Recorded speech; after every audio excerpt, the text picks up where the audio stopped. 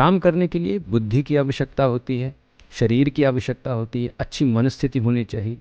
वो सब योग आपको तैयार करता चला जाएगा। तो दोनों जब जुड़ जाएंगे तो एक दूसरे को मदद करेंगे।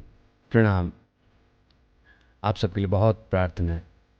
आज का प्रश्न हमने लिया है, योगा को किस प्रकार आप अपने जीवन से जोड़ें और अपना जो काम आप कर रहे हैं उसको आप कैसे योगमय बना लें। तो योगा करना एक बात, और जो बाकी कर्म आप कर रहे हैं, काम आप कर रहे हैं, इन दोनों को जोड़ना, इसको लेके हम आज बातचीत करेंगे। सबसे पहले तो यह याद रखना है आपने कि आप पृथ्वी पर हैं, यहाँ जीवन जी रहे हैं काम करने के लिए नहीं। काम करना पड़ता है क्योंकि आपको सुविधाएं इकट्ठी करनी है, चाहे उसमें भोजन हो आपके लिए, आपका घर हो, आपके संबंध हो, या फिर आपकी जो इच्छाएं हैं उनकी पूर्ति के लिए। अगर ये सब चीज़ें पहले ही आपके पास मान ऐसा सोचो, ऐसा विचार करो कि आपके पास सभी ये सुविधाएं पहले से ही उपलब्ध है, तो क्या अब आप काम करोगे? आपने देखा होगा कि जिनके पास सभी सुख सुविधाएं होती हैं वह ज़्यादातर वो घूमते रहते हैं या फिर ऐसे काम करेंगे जो समझ से परे हैं। ऐसा काम हो सकता है कि बहुत सारा खाना बना हुआ है, अलग अलग खाना उसका स्वाद चखना, या फिर कई गाड़ियां हैं उनके बारे में अपनी बात रखना, इस प्रकार का काम हो सकता है। तो हमें अपने काम को किस प्रकार से अपने जीवन के लिए जोड़ना है उसके ऊपर विचार करना होगा। और यह भी ध्यान रखना है, जैसा हमने पहले इसके ऊपर विचार किया, इसके ऊपर डिस्कस किया, कि आप यहाँ पर जी रहे हैं किसी बड़े कारण के लिए, ना कि काम करने के लिए। काम आपको करना पड़ेगा सुविधाएं इकट्ठी करने के लिए, जो भी चीज़ें चाहिए उनको आपको अरेंज करना, उसके लिए आप काम कर रहे हैं। तो योग को काम से जोड़ने का क्या लाभ है, यह आपको पता करना चाहिए। यह नहीं सोचना चाहिए कि मुझे योगा को अपने कर्म से जोड़ देना है। लाभ क्या होगा? आप अगर इन दोनों को जोड़ते हो तो क्या लाभ होगा? मानो आप सिर्फ काम करते चले जा रहे हो और योग के विषय में हमारा कोई विचार ही नहीं, उसके बारे में हम नहीं सोच रहे, तो फिर जीवन का क्या होगा? और इसके अलावा ये भी एक परिस्थिति हो सकती है कि आप सिर्फ योग कर रहे हैं, उसी का अभ्यास, उसी की साधनाएं, उसी की तपस्याएं, वही अभ्यास कर रहे हैं, काम नहीं कर रहे, तो क्या होगा? तो दोनों चीज़ों को अलग अलग समझते हैं पहले, फिर इनको जोड़ते हैं। सबसे पहले योग, जब आप 100% अपने आप को योग के, उसके अभ्यास के प्रति, उसकी साधनाओं के प्रति समर्पित करते हो, तो क्या होगा? आप शक्तिशाली होंगे। आप देखिएगा इतिहास में जो भी व्यक्ति योग अभ्यास करता है, तपस्या करता है, साधना करता है, या इसकी जो दिव्य महासाधना है उसमें गहरा उतरता है, उसका जो समापन है, उसका जो कंक्लूजन है, वो बड़ा दिव्य हुआ है। कुछ ना कुछ उपहार ही मिला है, कुछ ना कुछ बड़ा ही प्राप्त हुआ है। चाहे प्रहलाद महाराज की आप कथाएं देखें या ध्रुव महाराज की आप कथाएं, कहानियां देखें, आप पाएंगे कि उन्होंने अपनी साधनाएं पूरी की और पूरा करने के बाद उन्हें कुछ विशेष आशीर्वाद प्राप्त होता है, और वो आशीर्वाद कल्पना से परे के आशीर्वाद हैं। छोटी मोटी चीज़ नहीं दी जाती, जैसे हम विचार करते हैं कि गाड़ी मिल जाए, घर मिल जाए, या फिर थोड़ा धन मिल जाए। आशीर्वाद इतना बड़ा होता है कि एक नया लोक ही प्रदान किया जा सकता है, वही आपको दिया जा सकता है। अच्छे उदाहरण तो आपने देखे जो अच्छी तपस्या, अच्छी साधनाएं कर रहे हैं। अगर आप नकारात्मक रूप में भी देखें कि जिन्होंने साधनाएं, सेवाएं की नकारात्मक मनस्थिति से, जिसमें रावण बहुत प्रमुख है, उसे भी उपहार ही मिला, उसे भी राजा बनाया गया, और कोई छोटा मोटा राजा नहीं। तो आप उसकी कथाएं अगर आप देखें तो आप पाएंगे कि वह कोई आम राजा नहीं है, वो देवताओं तक को विजय करता है और उनको भी अपने अधीन रखता है। तो अब उनका स्तर भी बहुत बड़ा बन गया। कैसे? इन्हीं साधनों से। तो जब आप योग अभ्यास कर रहे हैं, इससे आपको शक्ति प्राप्त होगी।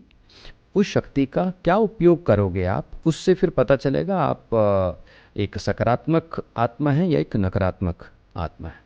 तो ये तो एक ऐसा विषय है जो बहुत गहरा है और चलता ही चला जाएगा।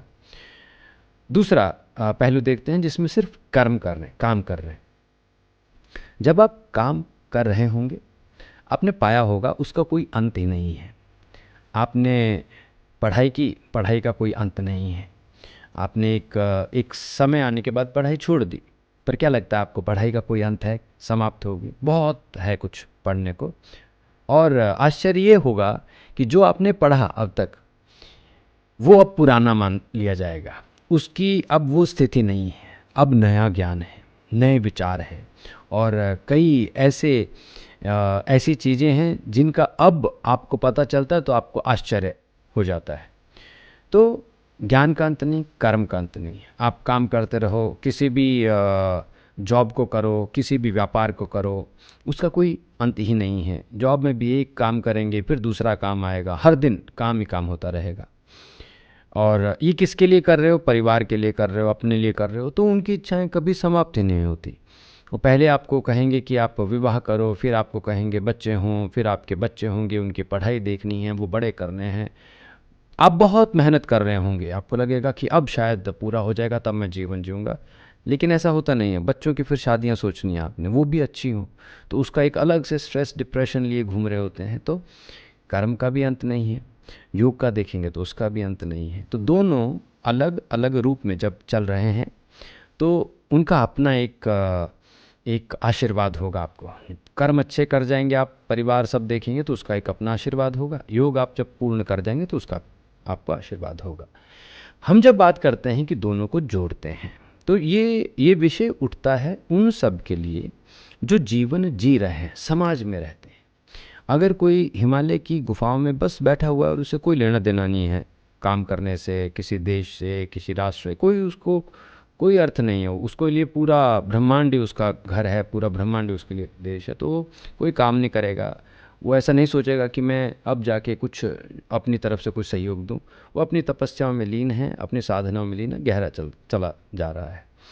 कर्म में भी जो सिर्फ कर्म करता चला जा रहा है, फिर उसे बाकी अच्छाई बुराई से कोई लेना देना नहीं है। धन कमाना है, परिवार का ध्यान रखना है, अपना ध्यान रखना है, आगे बढ़ना है, बहुत मेहनत करनी है। कई आपको अच्छा बोल रहे हैं, कई आपको बुरा बोल रहे हैं, उन सब को आपको दाएं बाएं करते हुए आगे बढ़ना है। तो उसकी अपनी एक सेक्रीफाइस है, अपनी एक मेहनत है। जोड़ना इसलिए है क्योंकि आप समाज में रहते हैं। यहाँ पर आपको आपका मन, आपका जीवन, आपका शरीर, वो थोड़ा शांत होना आवश्यक है। यदि शरीर और मन शांत नहीं होगा यहाँ पर, तो ना तो आपको आप मानो सिर्फ कर्म कर रहे हो तो उससे आपको शांति प्राप्त होगी, मानो आप अगर योग कर रहे हैं तो उससे भी शांति प्राप्त होगी। दोनों को जोड़ दोगे तो एक समस्थिति बन जाएगी, एक बैलेंस आ जाएगा। आपका योग आपके शरीर को मजबूत करेगा, मन को मजबूत करेगा, और फिर आपका काम वो आपको जो आपकी इच्छाएं हैं, आपकी जो ज़रूरतें हैं, नीड है, उनको पूरा करता चला जाएगा। काम करने के लिए बुद्धि की आवश्यकता होती है, शरीर की आवश्यकता होती है, अच्छी मनस्थिति होनी चाहिए। वो सब योग आपको तैयार करता चला जाएगा। तो दोनों जब जुड़ जाएंगे तो एक दूसरे को मदद करेंगे। आप कर्म अच्छा करेंगे तो आप अच्छा समय अपने लिए तैयार कर सकते हैं, उस अच्छे समय में फिर आप योग कर सकते हैं। अच्छा योग अभ्यास करेंगे तो उससे आपका शरीर, मन, आपकी आत्मशक्ति वो बढ़ेगी, तो आपका कर्म अच्छा होगा। तो दोनों एक दूसरे को पूरा कर लेंगे। अब यहाँ पर हम अपने आप को रोकेंगे। आपके प्रश्न का उत्तर पूरा होता है, लेकिन ये एक अंत नहीं है। यहाँ से फिर बात आगे चलेगी जीवन की पूर्णता के लिए। एक प्रश्न या फिर उसका एक सीमित उत्तर, ये आप इसको ऐसा नहीं मान सकते कि इससे मुझे सब समझ आ गया और बस मुझे यही करना है। ये बात फिर दूसरे स्तर पर चली जाएगी। वहाँ पर जब आप पूर्णता लेंगे, थोड़ा और गंभीर होंगे, थोड़ा और बातों को समझेंगे, तो फिर तीसरे स्तर पर चला जाएंगे। कोई अंत नहीं है योग का भी, कोई अंत नहीं है आपके कर्मों का भी। दोनों को जोड़ना आवश्यक है, क्योंकि आप समाज में जी रहे हैं, सोसाइटी में रहते हैं, और जब साथ में रह रहे हैं मनुष्य के, तो वहाँ के जो भी नियम कानून हैं उन सब का आपको पालन करना होगा। आप वहाँ पे अपनी मुक्त इच्छाओं की तरह नहीं घूम सकते कि जी मैं तो योगी हूँ, मैं कुछ भी करूँ, मेरे ऊपर कोई कानून, कोई नियम नहीं लागू होता है, मैं तो मुक्त हो गया हूँ। ऐसा नहीं है। जिस जगह आप रह रहे हैं वहाँ का जो नियम है उसका आपको पालन करना होगा। सुख सुविधाएं अगर आप ले रहे हैं तो उसका भी क्रिया प्रतिक्रिया होगी। उदाहरण के लिए मानो आप एक योगी हैं और मुक्त अभ्यास कर रहे हैं, किसी को आप दुख नहीं दे रहे, लेकिन आपको भूख लगेगी। अब भूख लगेगी तो भोजन चाहिए।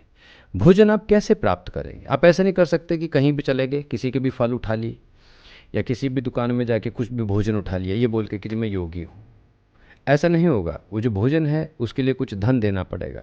अब वो धन कैसे आप एकत्र करते हैं, वो आपकी मेहनत है या आपकी बुद्धि है।